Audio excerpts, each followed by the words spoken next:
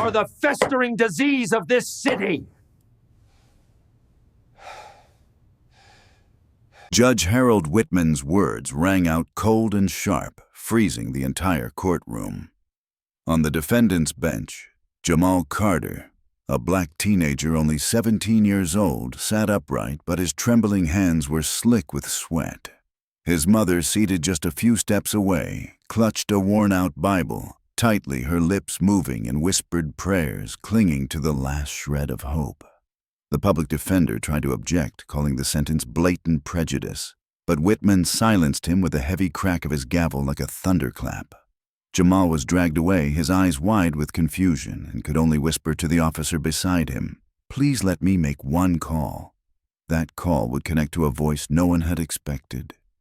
No one in the courtroom knew that they had just laid hands on the son of the most powerful man in America's legal system. And the battle that was about to begin would not revolve around a single sentence. It would expose an entire web of darkness where justice was bought and sold like merchandise. That morning in Chicago was strangely cold. The weak rays of sunlight filtering through the tall courthouse windows were not enough to warm a room heavy with whispers, the creaking of wooden benches and the pounding heartbeats of those inside. On the defendant's bench, Jamal Carter, a 17-year-old black teenager, sat upright, but his trembling hands were soaked in sweat. He looked around, hoping to find a trace of peace in his mother's eyes. She sat just a few steps away, clutching a worn-out Bible, her lips moving endlessly in prayer. That was all the faith she could cling to in that moment. Beside Jamal, his public defender, Mr. Benson, leaned in and whispered, "Don't worry, we'll get through this. The evidence is too weak. This is just a small case, nothing to fear." But Jamal did not believe him. Having heard too many stories about this room, he knew that justice here was not meant for people like him, and especially not for a black boy standing before Judge Harold Whitman, a name that struck fear across Chicago's black community. The murmurs suddenly ceased when the door opened. Whitman appeared tall and imposing, with a cold face and eyes sharp as knives. He was infamous for his harsh and unreasonable sentences against black teenagers, yet no one dared to openly challenge him. For years, the local press had reported on dozens of shady cases, but all quickly sank into silence. The gavel slammed onto the bench, echoing like thunder. "We are here today to deliver the verdict in the case of Jamal Carter." The atmosphere froze. Every gaze turned toward the young man who still believed the truth would set him free. The crime he was accused of was merely a botched robbery. Jamal had not even been present at the scene, but the real perpetrators had staged it so that all evidence pointed to him: a blurry security video, nervous witnesses, and a police report riddled with holes. Attorney Benson stood up and declared, "Your Honor, the evidence is far too weak. There are no reliable witnesses. The defendant has no prior record, and it is clear." But before he could finish, Whitman's cold eyes cut him off. His voice, dripping with contempt, thundered, "You people are the festering disease of this city. I am sick of seeing boys like you ruin everything honest men have built." The murmurs rose again. Benson shouted in anger, "Your Honor, this is blatant racial prejudice. You have no right." Bang, the gavel crashed down once more, heavy as lightning. "Sit down, I have made my decision." The air grew suffocating. Jamal felt his throat tighten as though a noose had been slipped around his neck. His mother sobbed her prayers, turning into desperate pleas. Friends in the gallery leapt to their feet, shouting in protest, but it only made Whitman more unyielding. He pronounced, his voice like steel, "The defendant, Jamal Carter. You show no remorse. I see no reason to waste taxpayers' money on the likes of you. I sentence you to life imprisonment without parole." A scream of horror shook the room. Jamal's mother collapsed to the tiled floor unconscious. A deathly silence cloaked the chamber. Jamal stood frozen ears, ringing the world around him, drowning as though submerged in icy water. His friends wept and cried out, "This isn't fair. This is injustice." But guards surged forward, hauling Jamal up and clamping his wrists in cold steel cuffs. Benson was still shouting, "Your Honor, this is abuse of power. This sentence is absurd. We will appeal." Whitman did not look back. He strode away as if he had just rid himself of worthless baggage. Dragged outside, Jamal whispered to one of the officers, "Please, let me make a call." The officer hesitated briefly, then led him into a side room and placed an old phone into his hands. Jamal's fingers shook as he dialed. The ringing sounded, once, twice. Then a calm, steady voice came from the other end. "Son," Jamal swallowed hard. "Dad, it happened." The line went silent. But in that silence, Jamal could feel the storm rising. Finally, a firm voice rang out sharp as steel. "I'll be there at once." That man was no ordinary father. He was Marcus Carter, the Attorney General of the United States, the most powerful man in America's legal system. And no one in that courtroom yet knew they had just sentenced the son of Marcus Carter. Before dawn, Chicago's sky was still wrapped in a thin veil of gray mist. The streets around the county courthouse lay silent, as though holding their breath. Then the low growl of engines tore through the stillness. A convoy of black SUVs with federal plates rolled in, parking in a line right at the steps. Doors swung open in unison. U.S. Marshals poured out like a flood. Dark coats covering their badges' eyes, calm yet unyielding.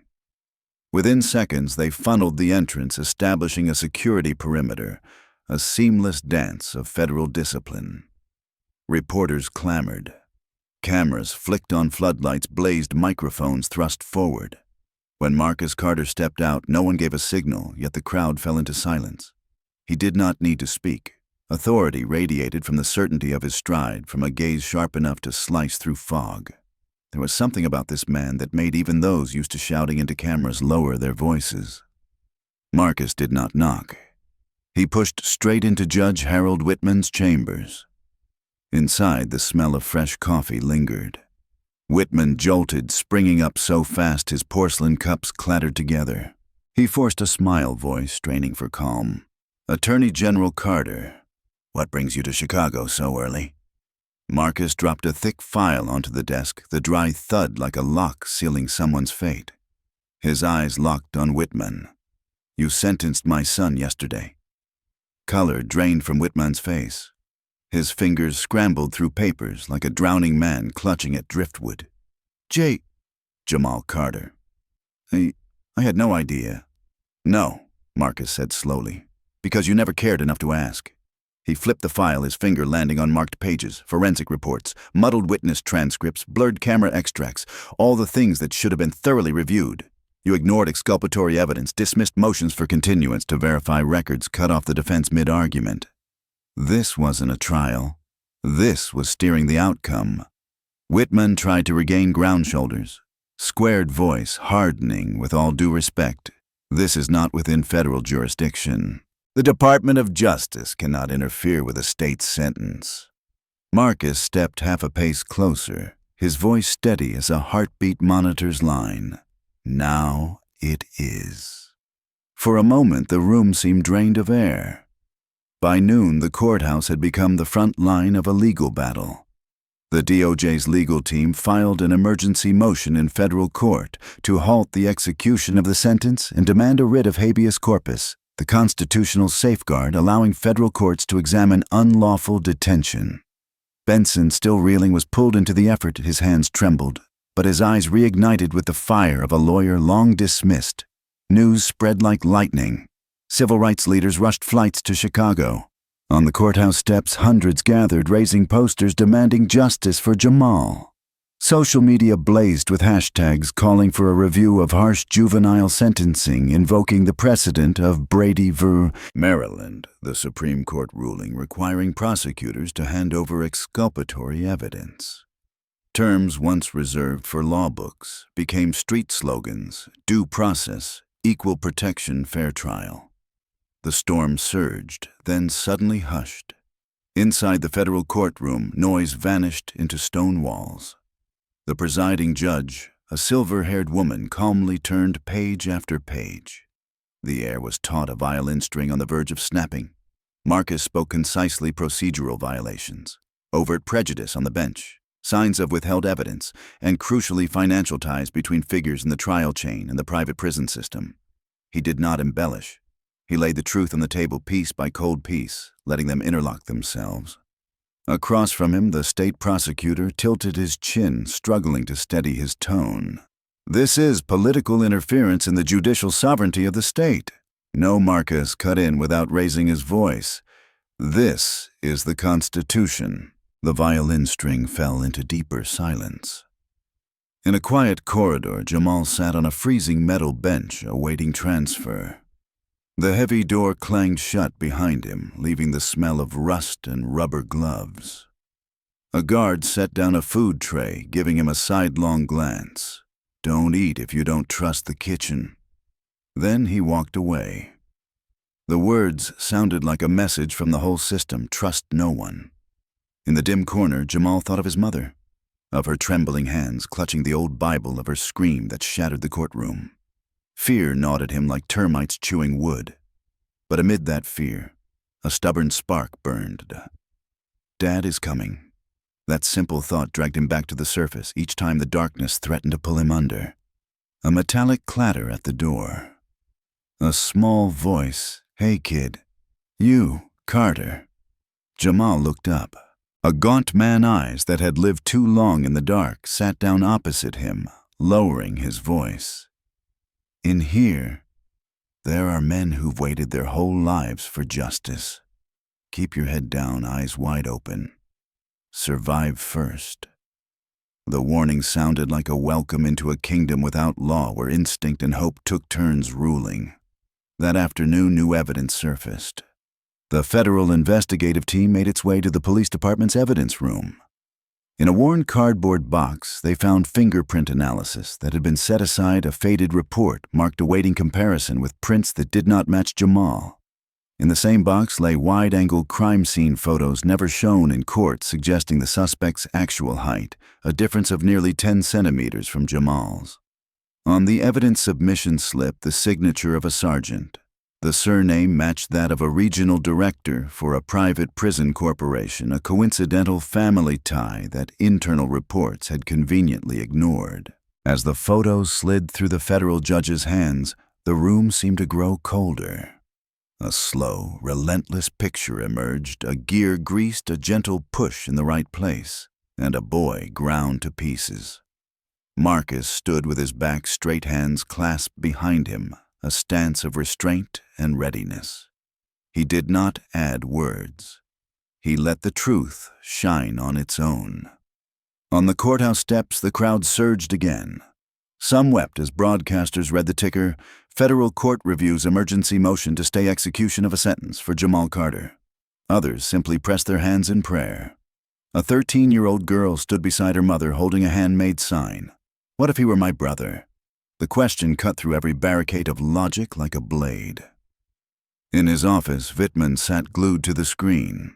Sweat ran down his temple through the air conditioner blasted cold. He dialed a secret number. On the other end, a low voice smoothed like stone. "Calm down. This system won't collapse over one kid. But it's his son."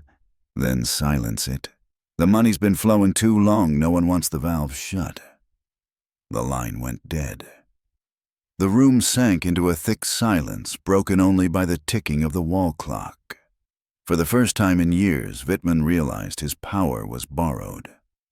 Dusk fell sprinkling orange dust over the limestone facade of the federal courthouse.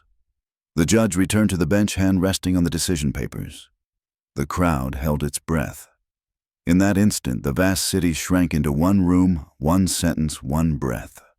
After reviewing the record and hearing argument, she said slowly, "The court orders a stay of execution of sentence and directs that the defendant, Jamal Carter, be removed from state custody pending federal habeas review. The court further orders preservation of all related evidence." A cheer erupted like a dam bursting. Jamal's mother collapsed to her knees, hands covering her face, tears streaming this time, tears of salvation.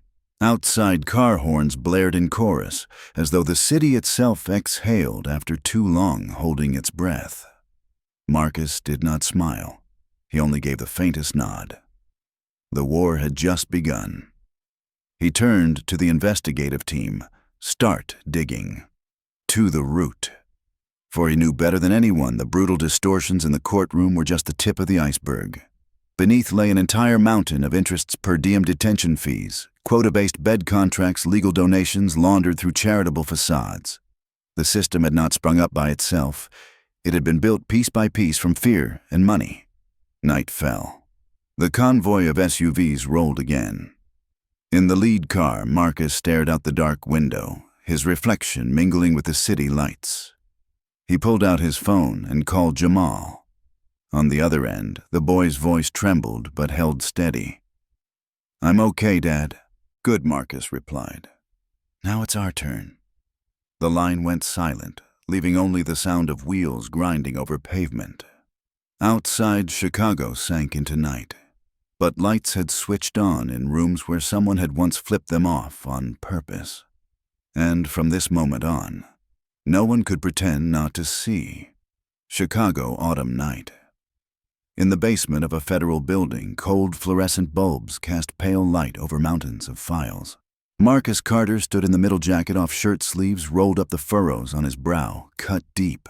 Before him, the special investigation team, financial experts, forensic analysts, data specialists. Each one knew what they were about to uncover could shake the justice system to its core. On the table lay a file stamped with a fading red seal. Inside was a police sergeant's report that the state court had never disclosed. He had been the first officer on the scene of the robbery. He recorded the words of an anonymous witness suspect, about 6'1", thin-build, dark baseball cap. Jamal was only 5'9", broad-shouldered. But that testimony had never made it into the trial record. Marcus tapped the file cover lightly, eyes narrowing. This wasn't negligence. This was deliberate suppression of evidence. Meanwhile, in the temporary detention center, Jamal learned his first survival lesson. An old inmate named Reggie sat beside him in the cramped dining hall, eyes sunken as though they had witnessed a lifetime of injustice. He spoke softly, just enough for Jamal to hear without the guards noticing. "You're famous now, kid. Some will see you as hope, but others will see you as bait to win favor with the guards. Remember this: eat together, speak little, watch everything. Never forget that your eyes can save your life." Jamal nodded his hand, gripping the plastic spoon tightly. He had never felt fear so cold, but in his heart the spark of faith in his father still burned stubbornly. Across the city, the investigative team uncovered a murky financial trail. A string of internal emails from the prosecutor's office revealed they had received security support funds from a private prison management company. The sum wasn't large, only a few tens of thousands of dollars, but attached was an unspoken clause: cooperation to ensure minimum incarceration rates. A financial expert looked up, voice trembling. "This clause, it means every harsh sentence helps the company meet quotas, and in return, the state court system gets support for its budget." Marcus closed his eyes and drew a deep breath. This was the link he had long suspected, but never had concrete proof of. Prison for profit, the model of incarceration for revenue, where human fate was reduced to business metrics. At that same time, another puzzle piece appeared. An FBI agent brought a leaked audio recording from within the police department. Just throw that kid's name in the file. Old enough, no background, no money for a private lawyer. Easy as candy. A dry laugh cracked at the end of the recording. Then silence. The whole room went quiet. Marcus clenched his hands so tightly that his knuckles went white. He did not see only his son, but hundreds, thousands of children crushed beneath this invisible machine. In prison, Jamal also began to realize he was not alone. A group of young inmates approached among them. Diego, a Latino boy, wrongfully convicted of drug possession. Diego whispered, "They want us silent. But you have a father. You're our hope. Don't break." Jamal looked into the eyes of these strangers and suddenly felt a new weight. It was no longer just about saving himself. He had to be a voice for the forgotten. On the political front, the news exploded. National TV networks opened special coverage: son of Attorney General sentenced to life.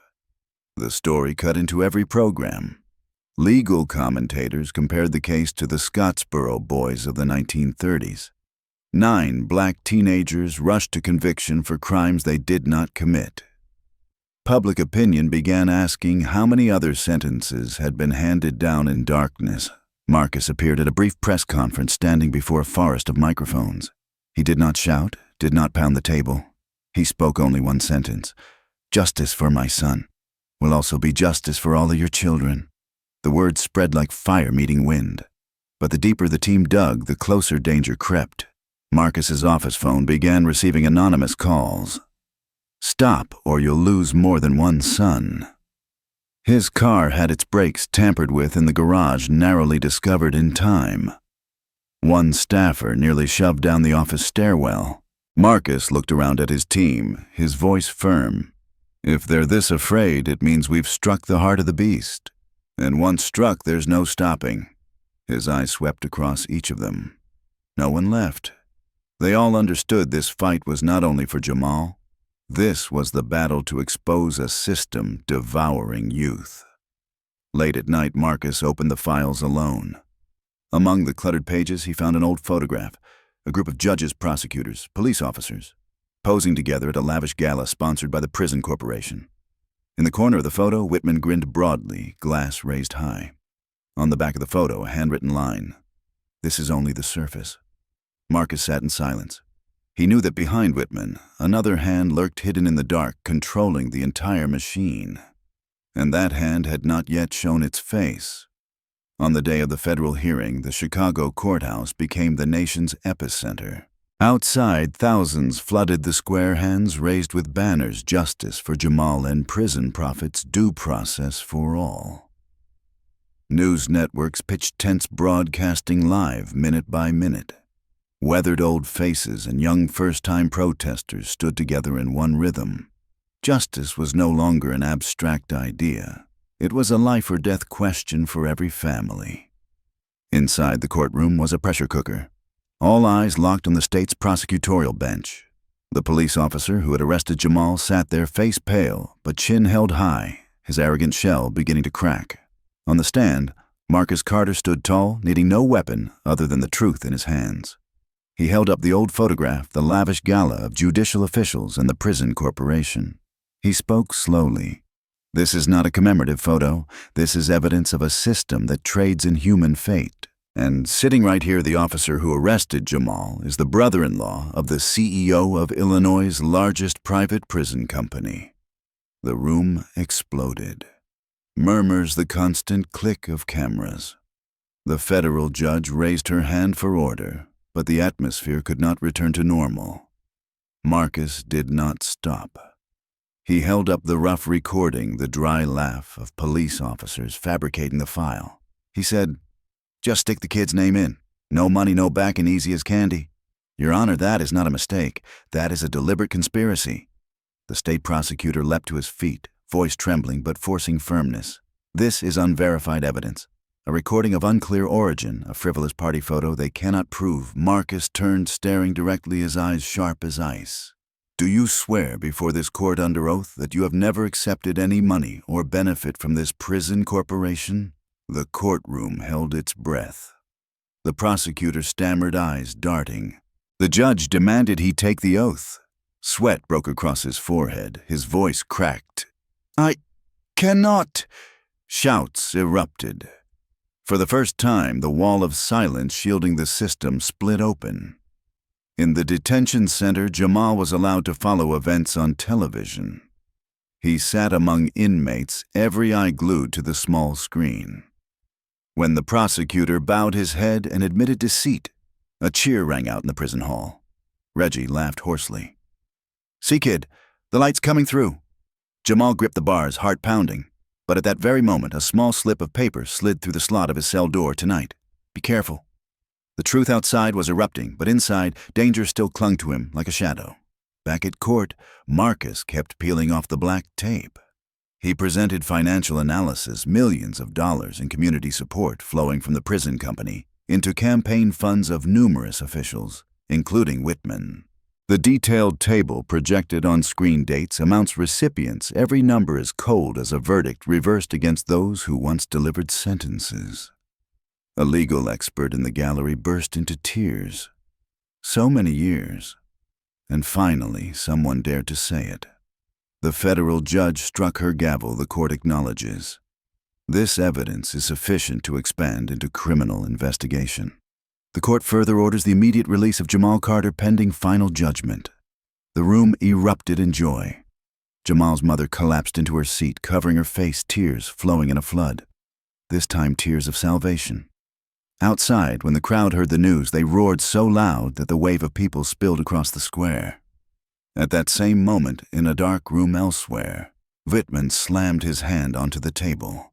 His glass shattered, crimson liquid spilling like blood. He shouted into the phone, "We've lost control." On the other end, the voice remained calm. "Calm down. One judge falling does not mean the whole system collapses. But remember, don't let him trace the true origin. If Carter reaches it, all of us will be swept away."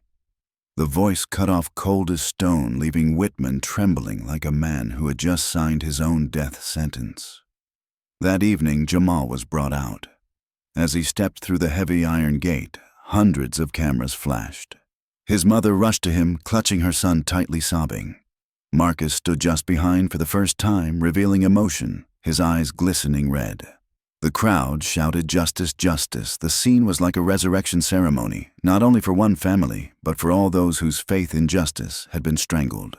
But Marcus knew well this was only the beginning. The rotten root still remained buried deep in America's soil of politics and money. And the figure lurking in the shadows, the one who had written, "This is only the surface behind the party photo," had not yet shown their face.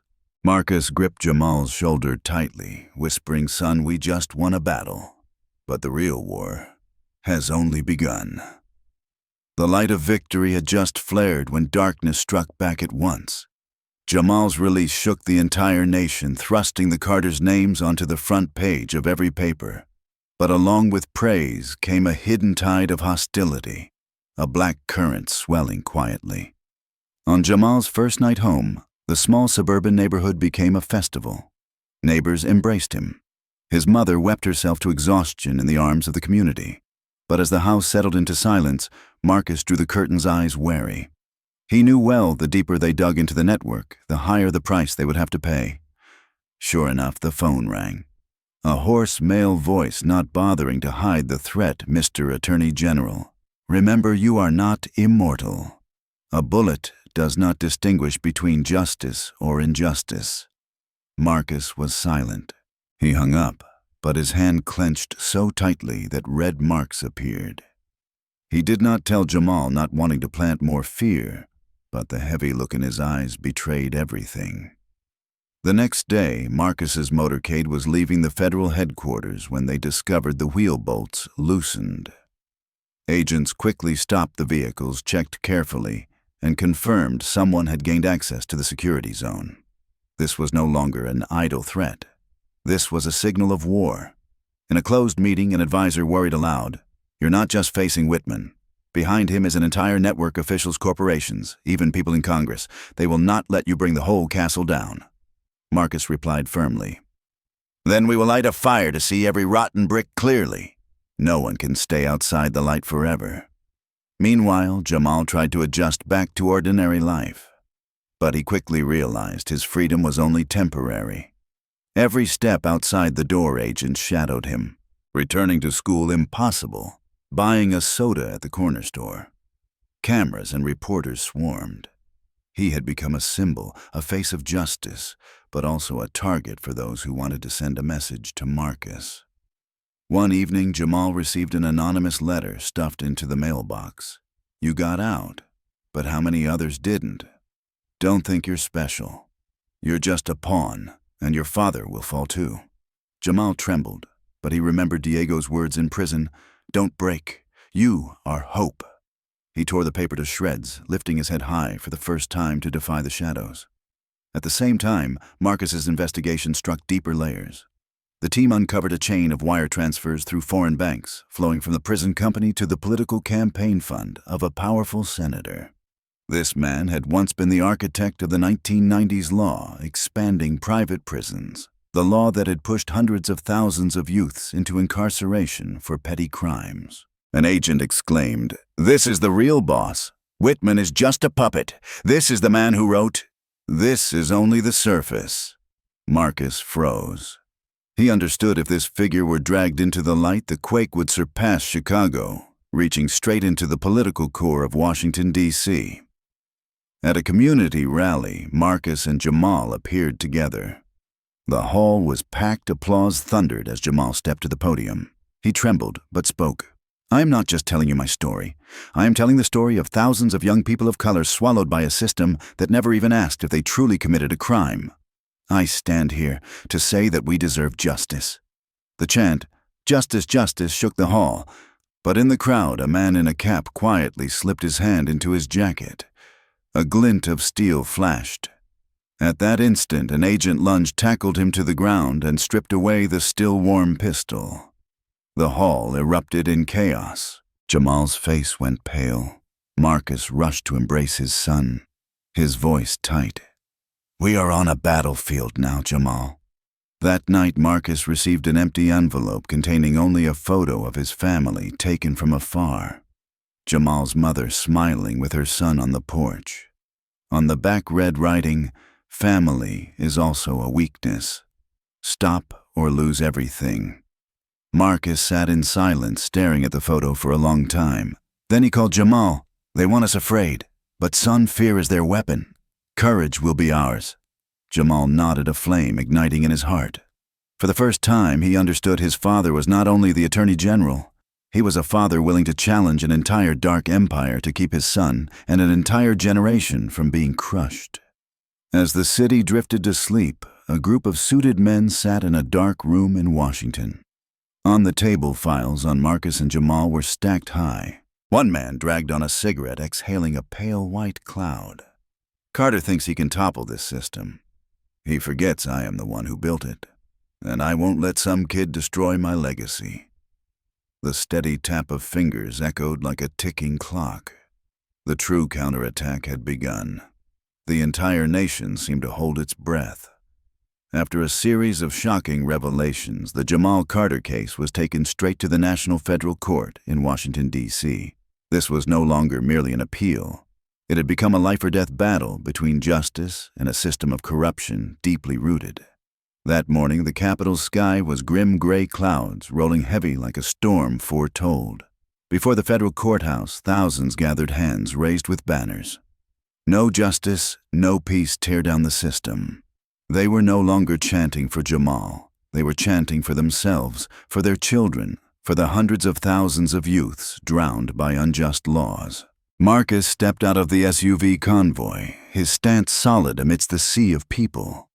Jamal walked beside his father, face tense, but eyes shining bright. Reporters surged, cameras flashed non-stop. One question rang out, "Mr. Carter, are you afraid facing an entire shadow network of power?" Marcus paused half a step, staring directly into the lens. "The only thing I fear is letting the system keep devouring our children." Inside the courtroom across from Marcus sat a gleaming team of lawyers representing the state of Illinois and the forces behind it. They carried mountains of documents, legal arguments like a wall of steel. But Marcus needed only a few sharp pieces, the police recording the hidden money trail, the suppressed testimony, and above all the truth of Jamal's innocence.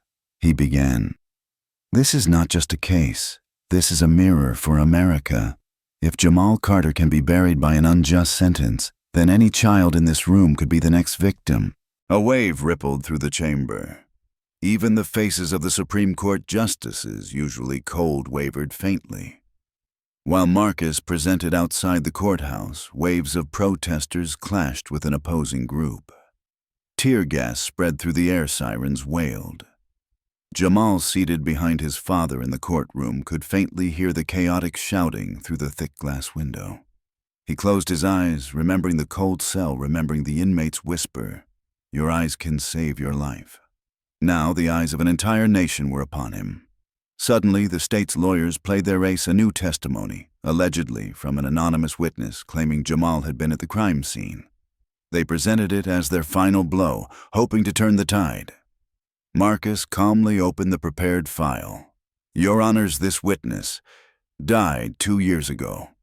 The death record is confirmed by the state hospital itself. The courtroom shook. Whispers spread everywhere. The testimony was not only worthless, it was proof of how far the opposition was willing to go in fabricating. Marcus looked straight at the panel of justices. They are not just fighting my son. They are fighting the Constitution of the United States itself. As the hearing reached its peak, an agent rushed in and whispered to Marcus, "You must be careful. Intelligence reports say there's an assassination plot in this area." Marcus glanced at Jamal. For a moment he weighed father or attorney general's son or national justice. But then he squeezed Jamal's shoulder lightly, whispering, "You are not just the reason I fight. You are the banner reminding me never to step back."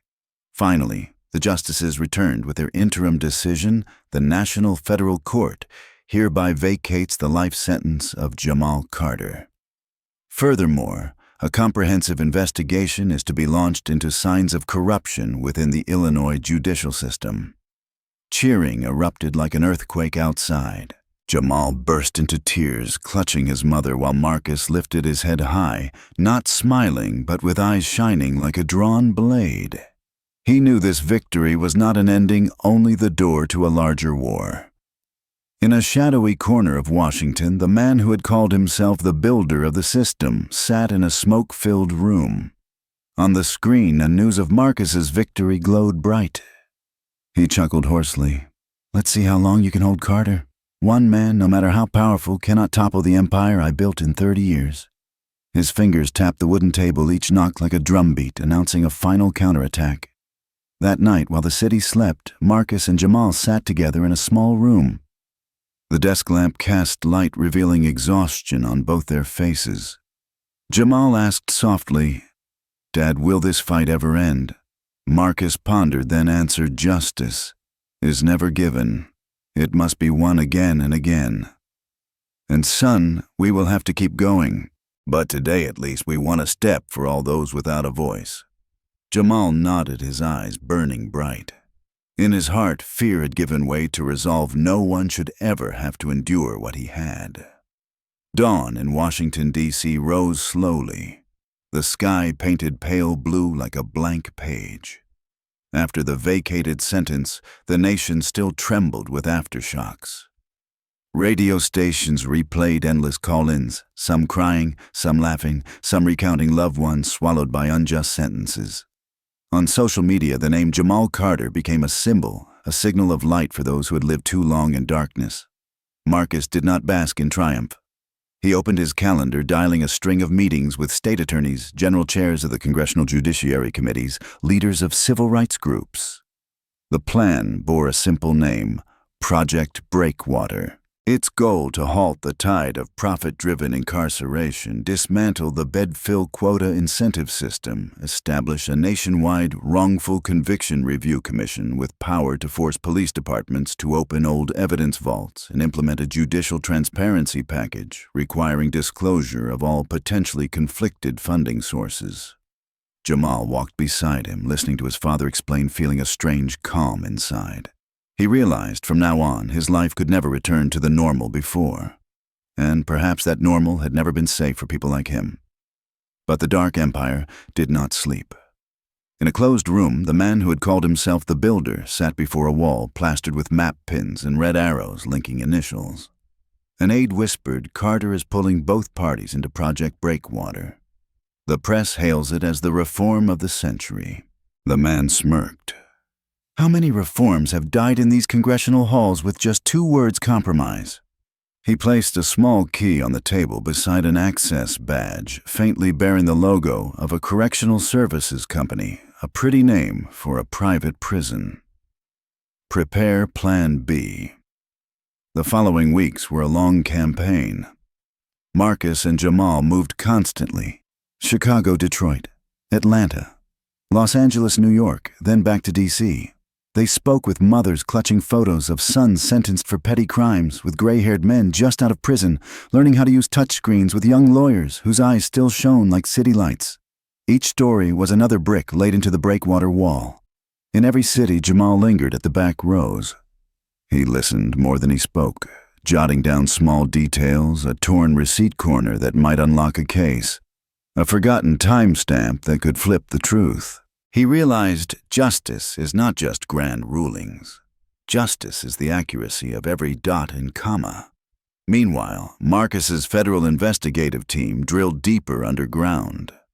They uncovered charity funds as shells for money transfers, security training contracts, hiding bribes, and academic conferences that were in fact quota-signing banquets. An anonymous witness, a former accountant of the prison conglomerate, agreed to talk in exchange for protection. She laid a hard drive before Marcus. This has everything: transfer schedules, guest lists, internal directives, even the alias of the man behind it all, the builder. Marcus did not frown or smile. He simply nodded like a blacksmith, knowing the blade was now hot enough for the anvil. On the day of Breakwater's presentation before the Judiciary Committee, the Capitol building was packed. Marcus spoke for 27 minutes. No word wasted, no fact missing: the juvenile incarceration rate soaring on the same curve as profits, the explosion of mandatory minimums alongside legal donations, the lobby network embedded at every tier. He ended with a hoarse sentence: "We are not reforming for Jamal Carter.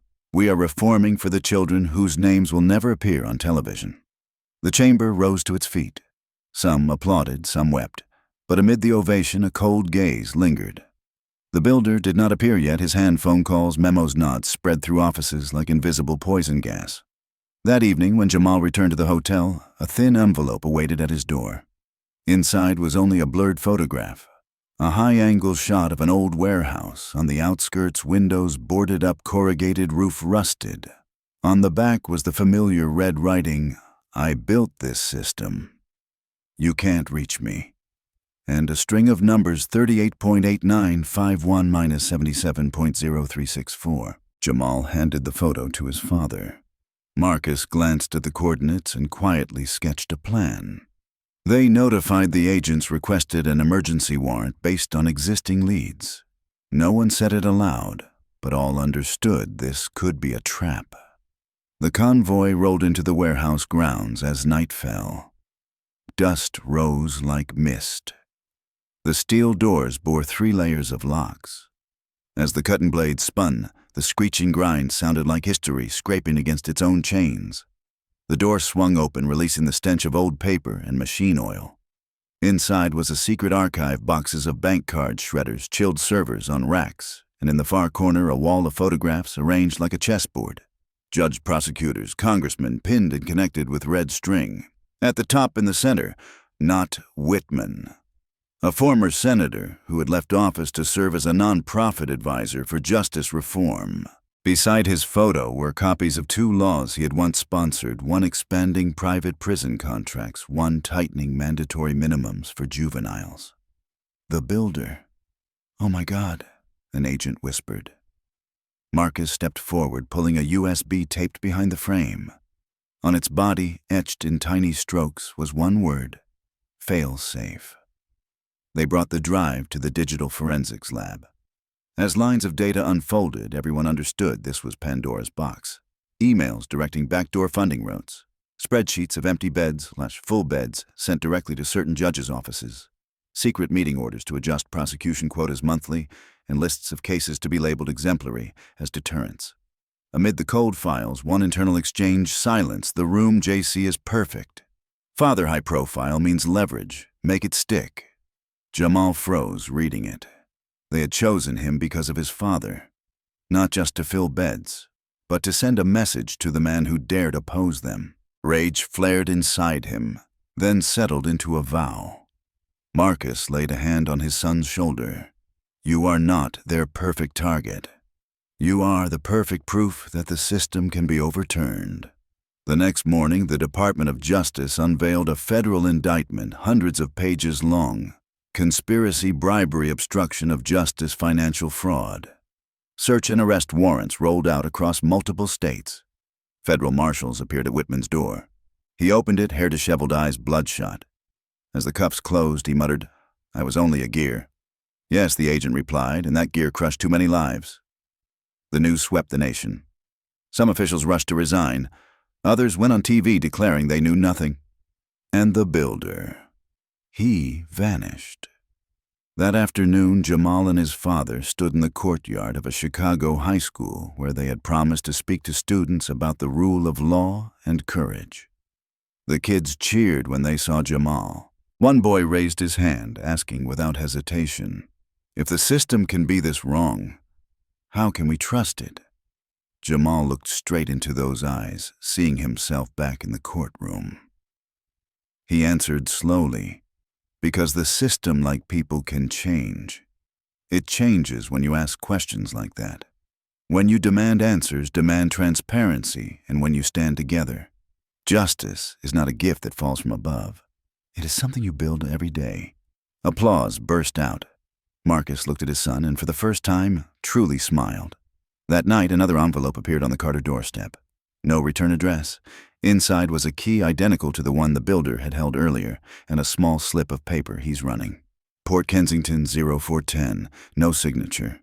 Only a smudge of ink, like a tear. Marcus checked his watch. 0305. He called the agents. Jamal pulled on his coat, eyes strangely calm. "Dad, I'm coming with you." Marcus hesitated for a single breath, then nodded. "Son, stay to my left." The road to the docks was pitch-black sea wind lashing salty against their faces. In the distance, cranes loomed like the ribs of a sleeping beast. 0402. The team split into positions. 0408.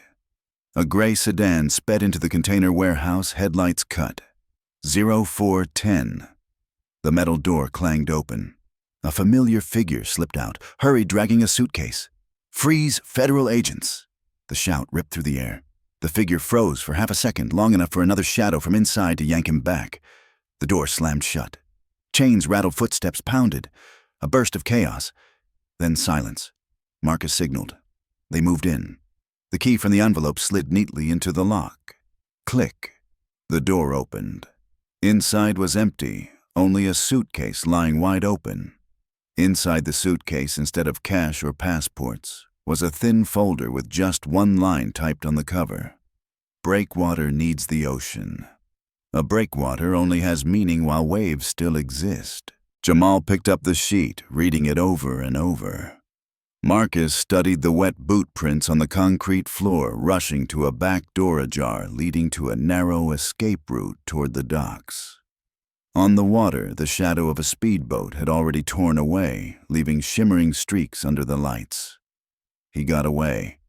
An agent murmured. "No," Marcus replied, staring into the dark. "He's only running for now. History never lets anyone run forever." The next morning, as the sun edged above the horizon, its first rays fell through the Carter home window. Jamal stood before the mirror, tying his shoelaces. He was headed to another talk, another school, another room filled with young faces.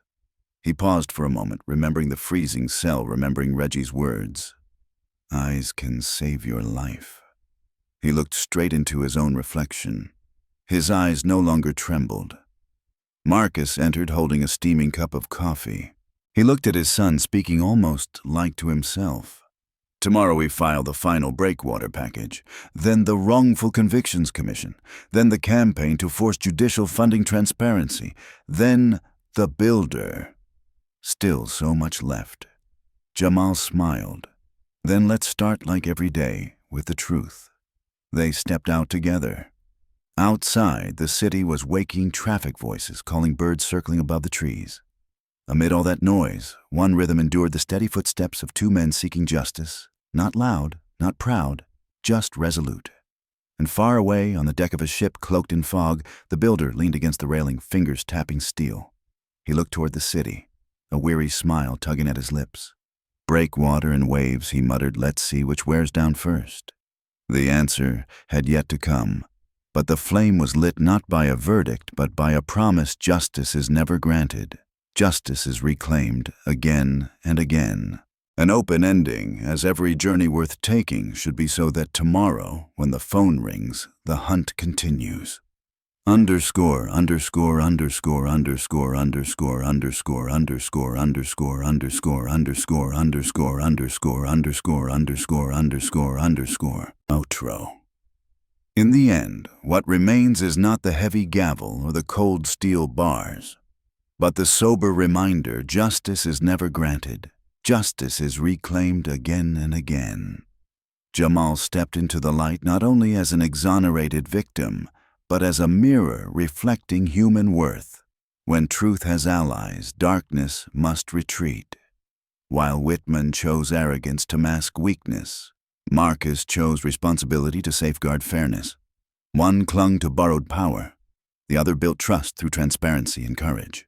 And between these extremes, Jamal grew from a trembling boy before the bench into a young man who used his voice to ensure no one else would be crushed again. If systems can lose their way, then people can guide them back. Every ballot, every question of why every moment you stand by what is right, each is a brick in the breakwater called justice. The night may be long, but once a single lamp is lit, darkness is no longer whole. What do you think of Marcus's choice to put truth before safety?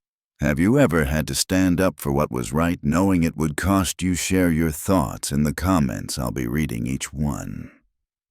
If this story resonated with you, hit like, subscribe, and ring the bell so you won't miss the next journeys, where together we seek truth, uphold dignity, and light the paths still in shadow.